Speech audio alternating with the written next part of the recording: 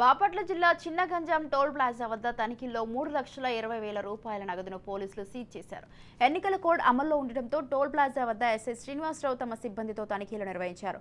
ఈ తనిఖీల్లో ఒంగోలు నుండి చీరాల వస్తున్న బొలెరో వాహనంలో సరైన పత్రాలు లేకుండా తరలిస్తున్న 3,20,000 రూపాయల నగదు గుర్తించారు పోలీసులు.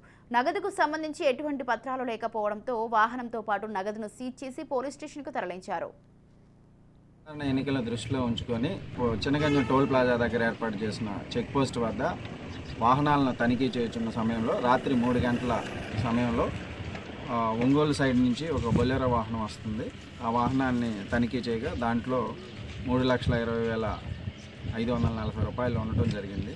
దాంట్లో ఉన్న వ్యక్తిని ఆ డబ్బుల గురించి అడగగా అతను జీడిపప్పు వ్యాపారం, అతనిది వేటపాలెం అని, జీడిపప్పు వ్యాపారం చేసుకుంటానని జీడిపప్పు వేసుకుని వెళ్ళి నెల్లూరులో అమ్మి తిరిగి అమౌంట్ తీసుకొని వస్తున్నాడని చెప్పినాడు.